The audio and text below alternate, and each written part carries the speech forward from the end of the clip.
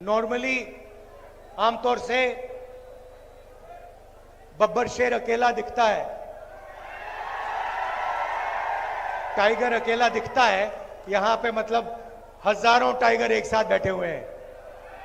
Congress party के कार्यकर्ता, मोदी जी का आपने चेहरा देखा आजकल? देखा है? पहले 56 इंच की छाती हुआ करती थी,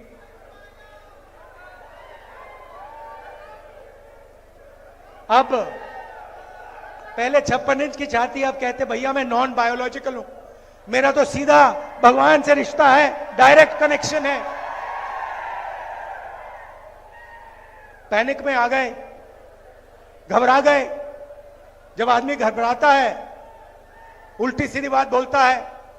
हिंदुस्तान के प्रधानमंत्री सबको कह रहे हैं कि भैया आप लोग बायोलॉजिकल, पूरा Hindustan biological, Narendra Modi non biological.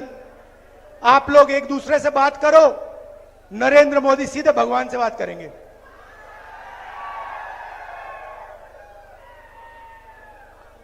और फिर भगवान ने चुनाव में उनको सबक सिखा दिया। उत्तर प्रदेश में अवधेश सिंह ने अयोध्या में बीजेपी के कार्यकर्ता को हराया है। रियलिटी है। कुछ दिन पहले मैं अमेरिका गया। वहां बड़ा शहर है डैलस। जानते हो डैलस? नाम सुना है आपने? सुना है? डैलस सुना है? क्यों सुना है? मैं बताऊं, क्योंकि हरियाणा से हजारों युवा यहां से भागकर डैलस जाते हैं, अमेरिका जाते हैं। हरियाणा में उनको रोजगार नहीं मिल सकता, हरियाणा में उनका भविष्य नहीं है। इसलिए ये सारे के सारे 15-20 हजार हरियाणा के युवा हिंदुस्तान से गए, टर्की गए, टर्की से कजाकिस्तान, कजाकिस्तान से साउथ अमेरिका, साउथ अमेरिका का पूरा चक्कर काटा, उसके बाद पनामा के जंगल से निकलते हुए अमेरिका गए। यहां उनको कुछ है नहीं, कुछ कर नहीं सकते यहां। जब मैं वहां पहुंचा, हमारे एक कार्यकर्ता ने मुझे कहा कि देखिए आप राहुल जी, जो हरियाणा से यहां लोग आए हैं, अलग अलग डिस्ट्रिक्ट से आते हैं, उनसे मिलिए आप। मैंने सोचा अच्छा आइडिया है, देखता हूं हरियाणा से जो लोग। भैया ध्यान से, आपको नहीं गिरना है, बीजेपी को गिराना है।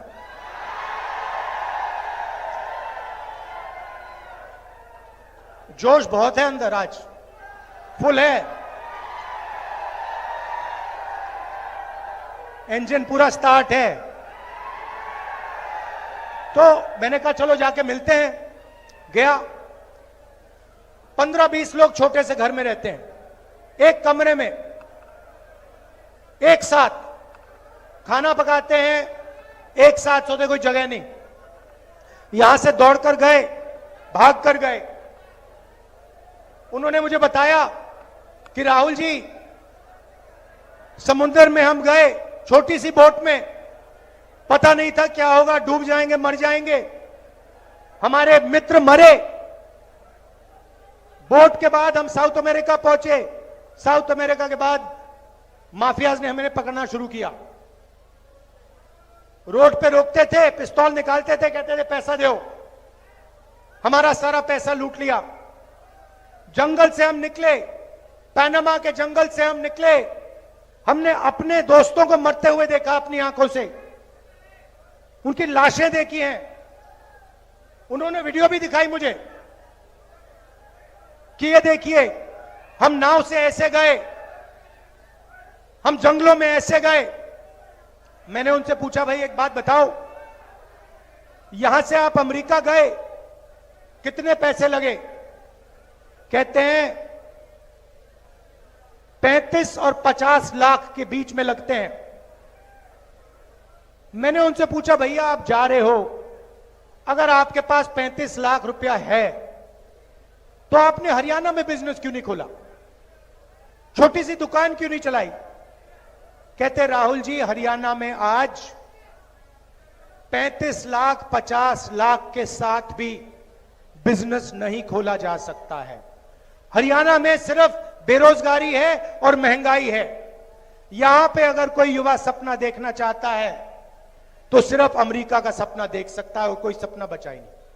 उन्होंने मुझे बताया, मैंने उनसे पूछा भैया बताओ ये 35 लाख 50 लाख रुपए आपने लिए कहां से लिए? आधों ने कहा राहुल जी हमने अपनी जमीन बेची। दूसरों ने कहा हमने कर्जा लिया।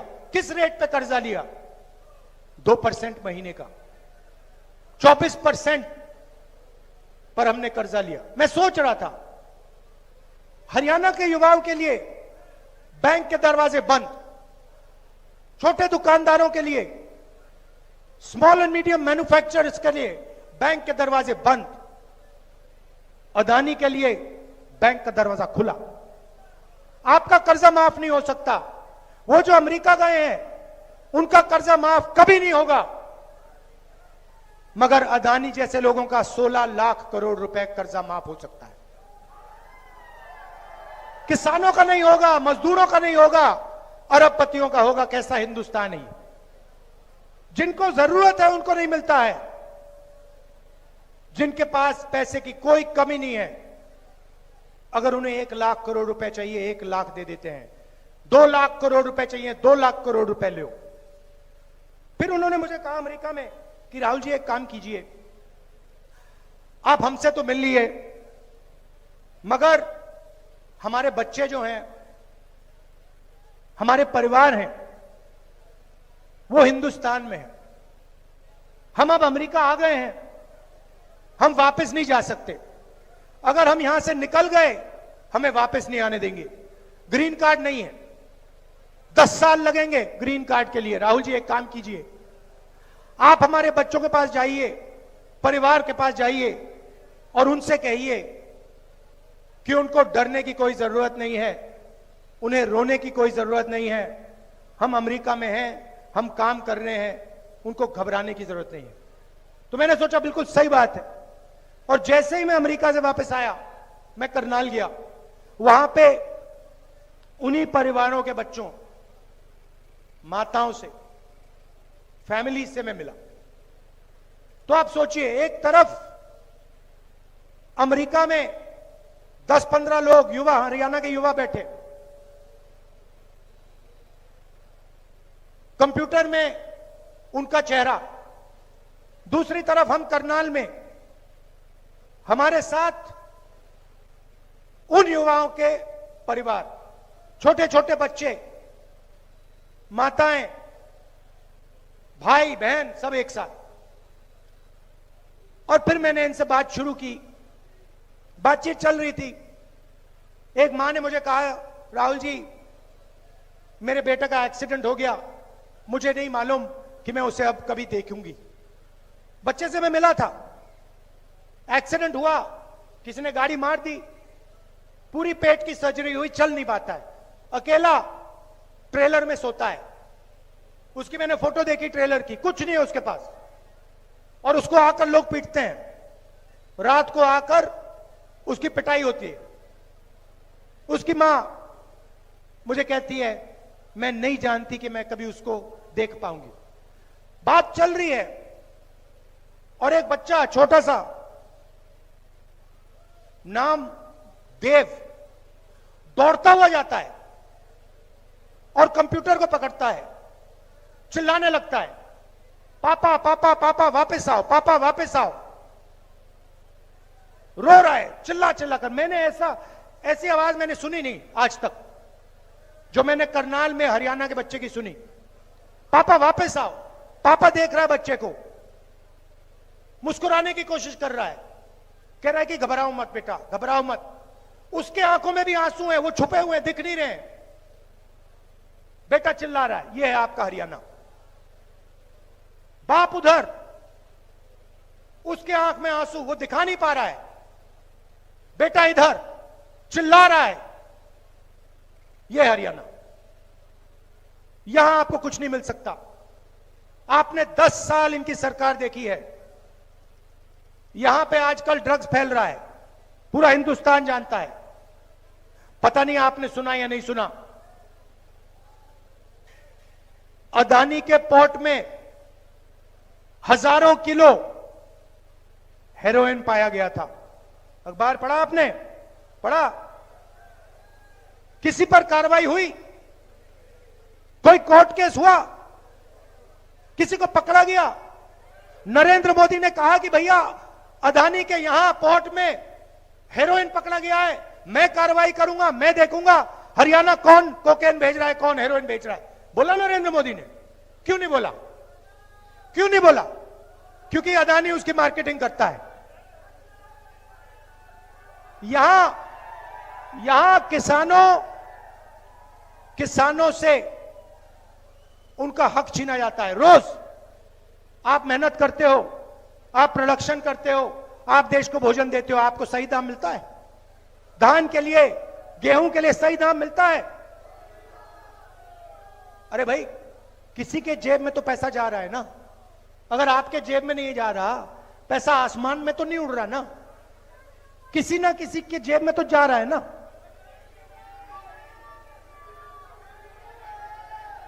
स्टोरेज टर्मिनल उसके, कोल्ड चेन उसकी, अंबानी के डिपार्टमेंट स्टोर, या भैया आपके जेब में पैसा आएगा या फिर अदानी अंबानी के जेब में पैसा जाएगा। सीधी सी बात है। इसलिए हमने निर्णय लिया है कि सरकार आने के एकदम बाद आपको हम यही एमएसपी दे देंगे, मिनिमम सपोर्ट प्राइस। मैं ये क्यों बोल रहा हूं? वो जो बच्चा है ना देव, मैं उसके आंसू हमेशा के लिए हटाना चाहता हूं। मैं नहीं चाहता हूं कि देव जैसे लाखों बच्चे हरियाणा में हर सुबह उठें, पापा की याद करें और रोएं। मैं ऐसा हरियाणा नहीं चाहता हूं। हम ये नहीं चलने देंगे, ये नहीं होने देंगे। और ये सिर्फ मैं एक बच्चे की बात नहीं कर रहा हूं। जब किसान से उसका धन छीना जाता है, उसके आंसू नहीं दिखते, क्योंकि खुल को रो नहीं सकता, मर जाएगा,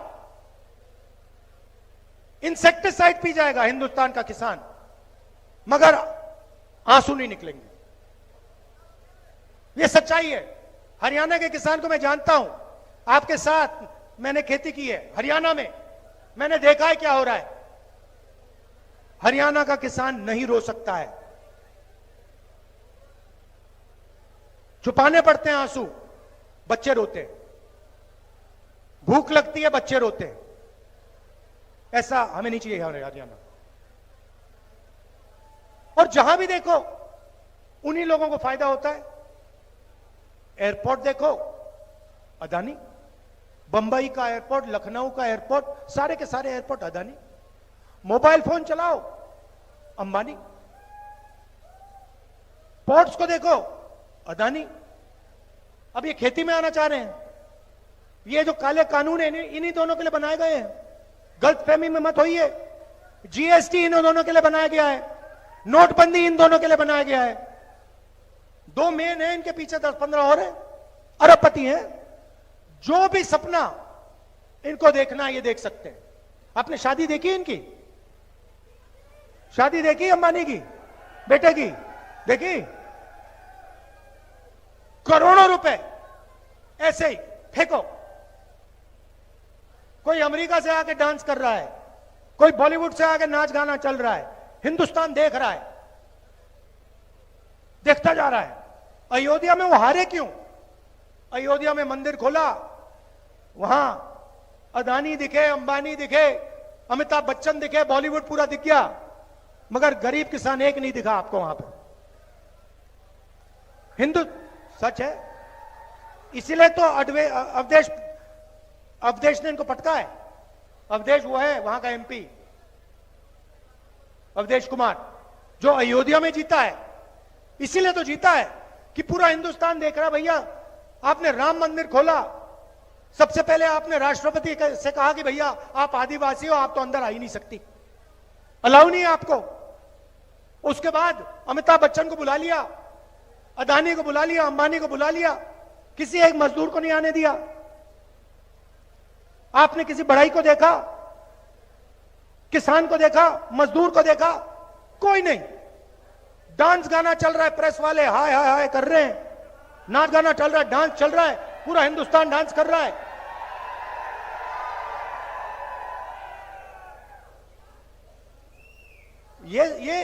ये रियलिटी है आपकी। तो अब आप कहोगे कांग्रेस पार्टी क्या करेगी? तो मैं आपको बताता हूं, मैं शुरुआत की बात करता हूं। सबसे पहले गरीब लोगों के जेब में डायरेक्ट पैसा डालना है, सीधा। और भैया मैं आपको बता रहा हूं, ये मैंने लोकसभा में वायदा किया था। मैंने वायदा किया था कि हर गरीब परिवार के बैंक अकाउंट में, सुनो, हर गरीब परिवार के बैंक अकाउंट में मैं और कांग्रेस पार्टी इंडिया गठबंधन 1 लाख रुपए साल के अंदर डालने जा रही है। ये हमने कहा था, ये मैं छोड़ूंगा नहीं, आज नहीं तो कल। मैं बता रहा हूं, याद रखो आप, जितना पैसा इन्होंने अंबानी अदानी को दिया ना, मैं उतना ही पैसा निकाल कर हिंदुस्तान के किसानों को देने जा रहा हूं। मुझे कोई फर्क नहीं पड़ता मीडिया वाले कुछ बोले ना बोले। छोटे बिजनेस वालों को, मिडिल साइज बिजनेस वालों को, बेरोजगार युवाओं को, किसानों को, मजदूरों को, जब नेशनल लेवल पे सरकार आएगी हमारी जो आने वाली है, उसी टाइम जितना पैसा नरेंद्र मोदी ने अदानी और अंबानी को दिया है, गिनती से मैं उतना ही पैसा हिंदुस्तान के गरीब लोगों को दूंगा।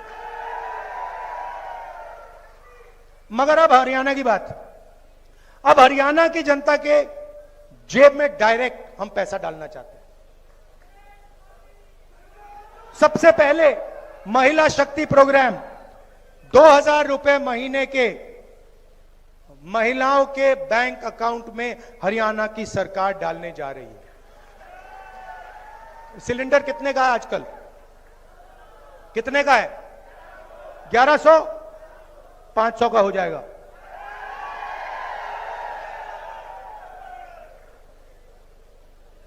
पुरानी पेंशन स्कीम ये इन्होंने आपसे छीनी, हम ये आपको वापस देने जा रहे हैं। 6000 रुपए बुजुर्ग लोगों को, डिसेबल्ड लोगों को और विधवाओं को 6000 रुपए महीने के। युवाओं को जो सरकार में 2 लाख वैकेंसीज हैं वो हम देने जा रहे हैं। मगर सुनिए, सबसे जरूरी बात सुनिए, ये जो 2 लाख नौकरियां दी जाएंगी, हरियाणा के युवाओं को दी जाएंगी, ये हर एक जात को, सबको फेयरनेस के साथ इक्वली दी जाएंगी। ये हरियाणा की हर एक जात को ये नौकरियां मिलेंगी, सबकी सबको। किसानों को मैंने कहा कि एमएसपी गारंटी करके हम आपको देंगे, और जो आपका बीमा का पैसा है वो आपको 6 महीने बाद, 1 साल बाद, 3 साल बाद नहीं मिलेगा।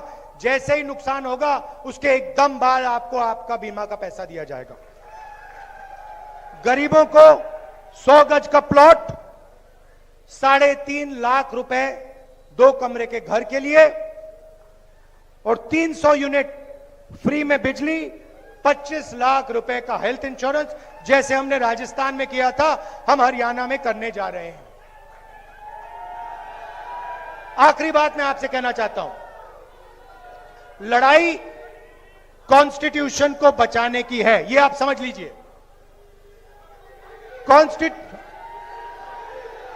हाँ, अग्निवीर का मैं आपको 2 मिनट में समझाता हूं।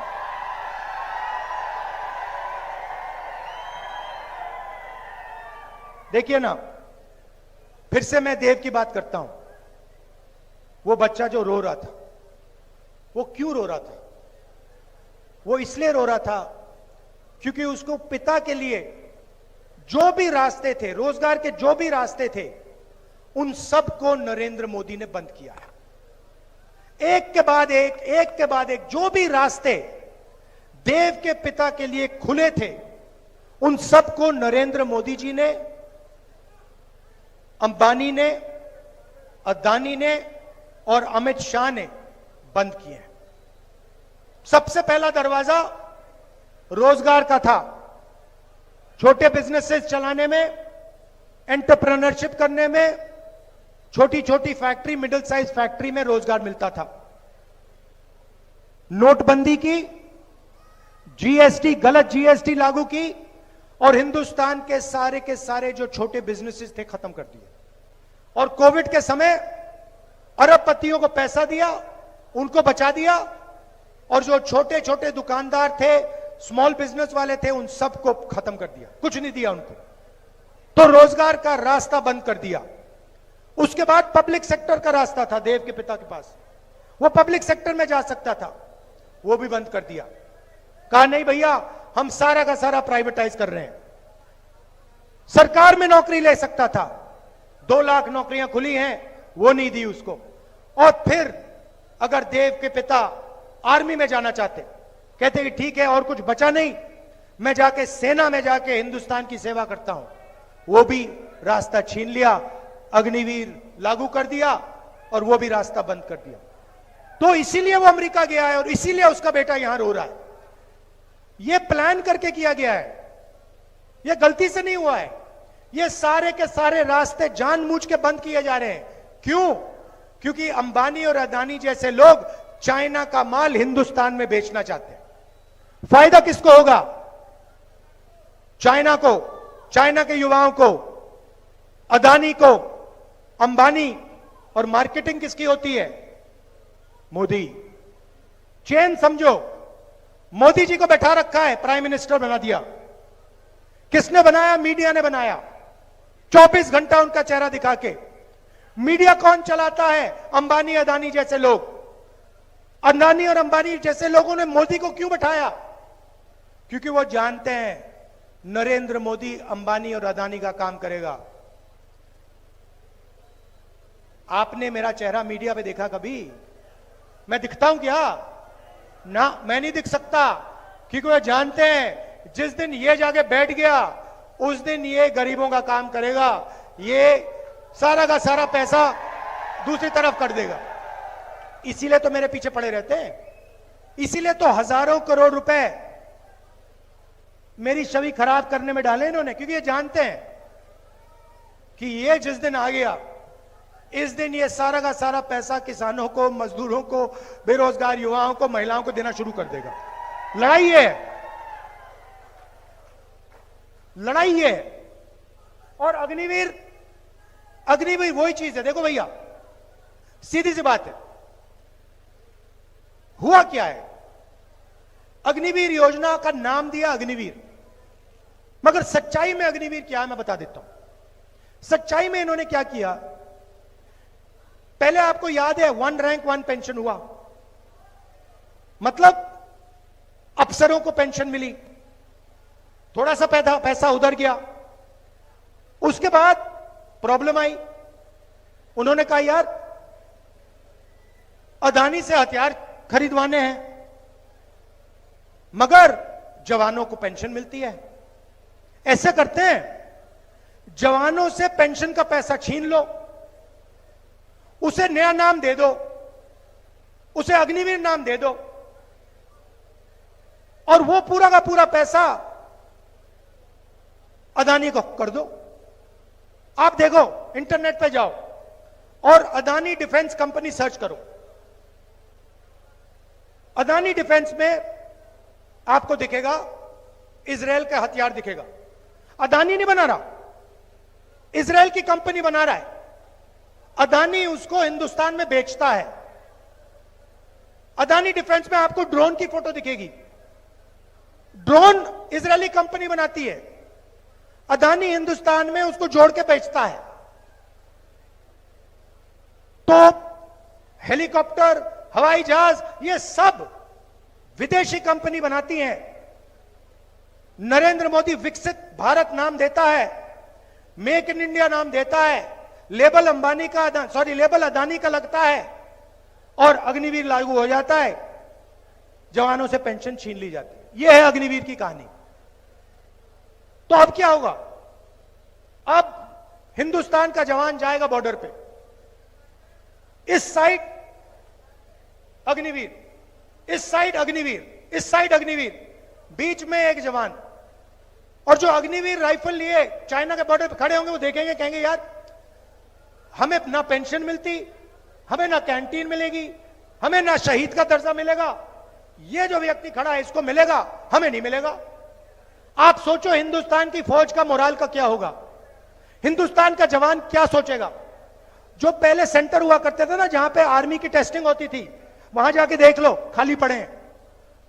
क्योंकि अग्निवीर जानता है कि ये नाम सिर्फ अग्निवीर है, इसका सच्चा मतलब मेरा जो हक है, हिंदुस्तान के जवान को जो हक है, पेंशन है, कैंटीन है, शहीद का दर्जा है, वो छीन ली गई है, वो चोरी कर ली गई है, और वो अदानी को दी गई है।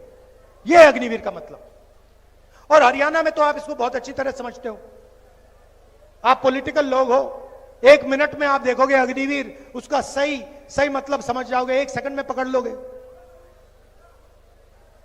यह है, इसीलिए सरकार बदलनी है, और एक साथ मिलकर, सबको एक साथ मिलकर, 36 बरादरियों को एक साथ मिलकर 36 बरादरी की सरकार बनानी है। यह मैं आपसे कहना चाहता था। अब कांग्रेस पार्टी के टाइगर, इसके बाद सीधा मैदान में सारे के सारे एमएलए यहां जिताने, अपनी सरकार बनानी है, हरियाणा की सरकार बनानी है। दिल से आपका धन्यवाद। आप जानते हो, जब भी मेरी जरूरत हो, पार्लियामेंट में कुछ बुलवाना हो, लोकसभा में कुछ कहलवाना हो, हरियाणा की कोई भी मदद करवानी हो, मुझे बुलाओ, मैं यहां हाजिर हो जाऊंगा। दिल से आपका धन्यवाद। और याद रखिए, कॉन्स्टिट्यूशन गरीबों की रक्षा करता है। ये आरएसएस वाले लोग कॉन्स्टिट्यूशन को मिटाना चाहते हैं, हटाना चाहते हैं। ये इनका पूरा लक्ष्य यही है कि किसी ना किसी तरह कॉन्स्टिट्यूशन, जिसने हिंदुस्तान के गरीब लोगों को शक्ति दी, जगह दी, ये मिट जाए।